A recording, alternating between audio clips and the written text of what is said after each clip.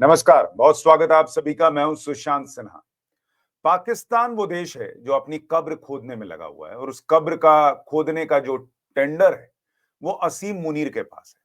क्योंकि पहले भी भारत ने उसे फोड़ा, तबाह किया, बर्बाद किया ऑपरेशन सिंदूर में और समझाने का प्रयास किया कि भाई अभी भी सुधर जाओ, क्योंकि युद्ध होगा तो खाली मुनीर थोड़ी मरेगा या उसके सैनिक थोड़ी मरेंगे या वो आतंकवादी थोड़ी मरेंगे। भाई कैजुअलिटीज होंगी, लोग भी मरेंगे, पाकिस्तान के आम आम लोग भी मरेंगे। तो इसलिए एक मौका दिया गया पाकिस्तान को, लेकिन ये पाकिस्तान सुधरने वाला नहीं है।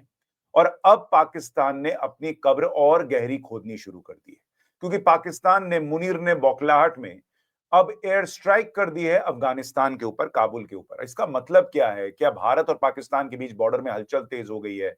क्या युद्ध फिर होने वाला है? ट्रंप ने कैसे इतने तलवे चाटे मुनीर और शहबाज ने, फिर भी उनको धकिया दिया है। आज आपको इस वीडियो में ये सब दिखाऊंगा, लेकिन अपनी राय जरूर दीजिएगा कमेंट करके और वीडियो को लाइक कीजिएगा। लेकिन पहले आपको जरा जानकारी दे दूं कि ये आज की जो बड़ी खबर है, वो बड़ी खबर ये कह रही है कि भाई पाकिस्तान पैनिक मोड में है।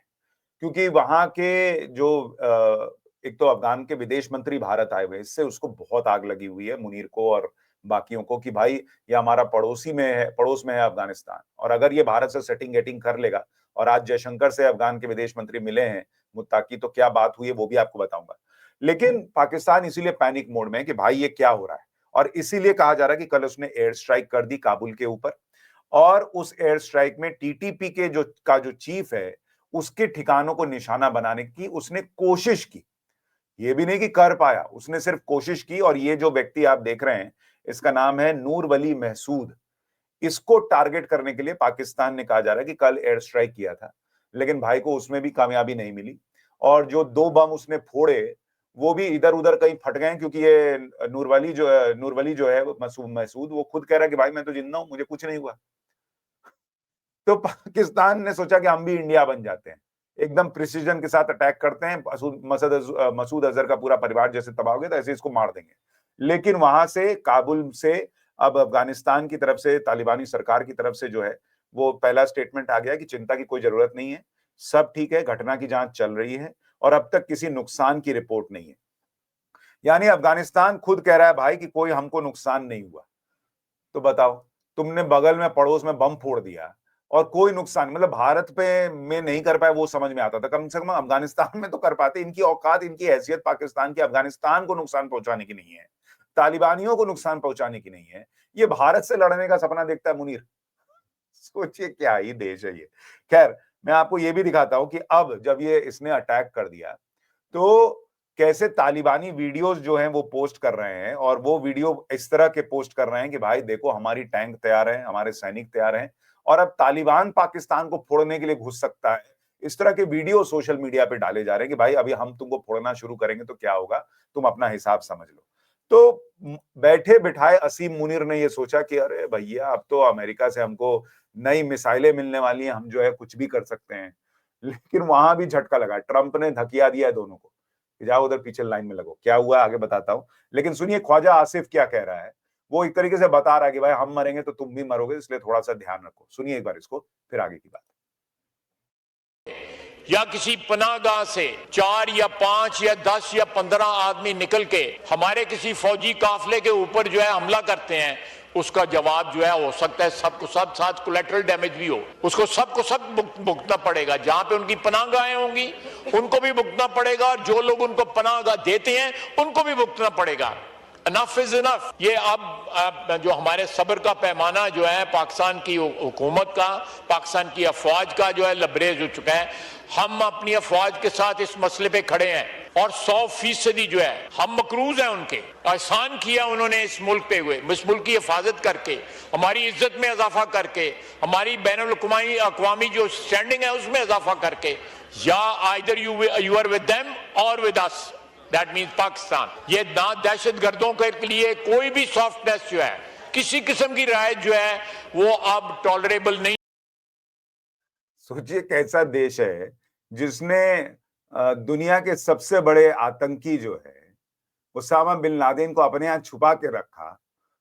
वो कह रहा है कि अब दहशतगर्दी बर्दाश्त नहीं है। जिसने मसूद अजहर, हाफिज सईद, ये लोग, भारत सिर्फ नहीं बोलता कि आतंकवादी हैं, एक ग्लोबल टेररिस्ट है बॉस, इनको अपने यहां रखा हुआ है। वो सैफुल्ला को जो है, वो टीटीपी को जो है, माफ कीजिएगा, वो जो उसका फोर्स है उसका, सैफुल्ला का, उसको समर्थन देता है, द रेजिस्टेंस फोर्स को, और उसके बाद कह रहा है कि हम आतंकवाद पे कोई जो है वो बर्दाश्त नहीं करेंगे। क्यों? क्योंकि अब ये जो आतंकवादी हैं ये इनको फोड़ने लगे हैं, और इसलिए इस तरह की बातें कर रहा है। हालांकि ये खुद किसी को फोड़ नहीं पाया। आप देखिए सोशल मीडिया पे इनका मजाक बन रहा है। लोग लिख रहे हैं कि Pak air force should take lessons from Indian air force, learn how to hit terrorist camps, not random coordinates. तो लोग कह रहे हैं भाई पहले सही जगह बम गिराना तो सीख लो, उसके बाद आगे धमकी देना कि क्या करना है।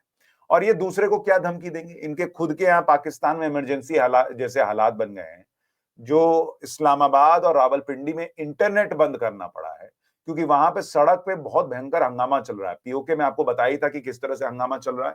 अब इस्लामाबाद रावलपिंडी में जो है वहां पर इंटरनेट बंद करना पड़ा है, क्योंकि वहां पर जो तरीके लब्बैक है उसने आंदोलन शुरू कर दिया है, उसने प्रदर्शन शुरू कर दिया है। उसकी कुछ तस्वीरें आपको दिखाता हूं कि लाहौर कैसे जल रहा है, जरा देखिए। ये देखें हमारे कारकुनों पे तेजाब फेंका जा रहा है। ये चेक करें, हमारे कारकुनों पे तेजाब फेंका जा रहा है। ये देखें शेलिंग, और हमारे कारकुनों पे तेजाब फेंका जा रहा है। तो ये हालत है पाकिस्तान के अंदर की। और ये क्या कर रहे हैं जरा देखिए, ये भारत की तरफ, बॉर्डर की तरफ जो है वो अपने टैंक्स भेज रहा है असीम मुनीर। ये उसकी कुछ तस्वीरें सोशल मीडिया पे वायरल हुई हैं कि भाई देखिए पाकिस्तान जो है वो अपने टैंक्स भारत के बॉर्डर की तरफ बढ़ा रहा है, पीओके की तरफ ले जा रहा है, क्योंकि उसको लग रहा है भाई पीओके हाथ से जाने वाला है। तो बॉर्डर पे हलचल तो बढ़ी हुई है। पाकिस्तानी मीडिया में दावा किया जा रहा है कि भारत भी तैयारी पूरी कर रहा है। गृह मंत्री अमित शाह ने जम्मू कश्मीर के लॉ एंड ऑर्डर की को लेकर कल एक बड़ी मीटिंग भी की थी एलजी मनोज सिन्हा के साथ। तो हलचल तो बहुत तेजी से जो है वो बनी हुई है, बढ़ रही है, ये आप मान के चलिए, और ये सब कुछ चल रहा है।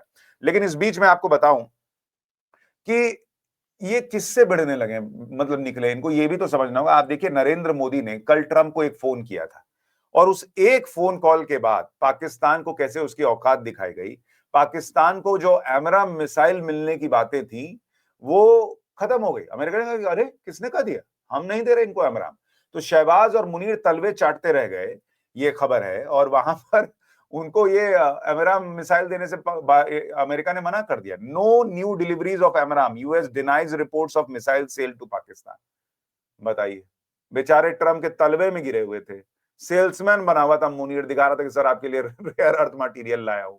दुनिया में घूम घूम के बोले कि सर को दे दो नोबेल पीस प्राइज। और एक फोन मोदी का गया और अमेरिका, ट्रंप ने पलटी मार दी कि मिसाइल, क्या बात करते हो, तुमको मिसाइल नहीं देने वाले हम।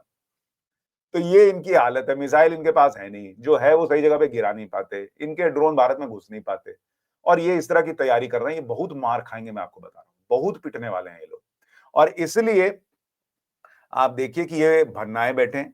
दरअसल जो तहरीके तालिबान पाकिस्तान है, इसने अभी हाल में इनको बहुत मारा है। पाकिस्तान में जो 11 पाकिस्तानी सैनिकों की मौत हुई है, उसके पीछे इसी का हाथ माना जा रहा है। और ये तहरीके तालिबान पाकिस्तान बना कब था? जब भाई अफगानिस्तान में अमेरिका की सेना घुस गई थी, तो वहां अफगानियों ने कहा कि भाई हम इनसे लड़ेंगे, तो इन्होंने तहरीके तालिबान पाकिस्तान बनाया।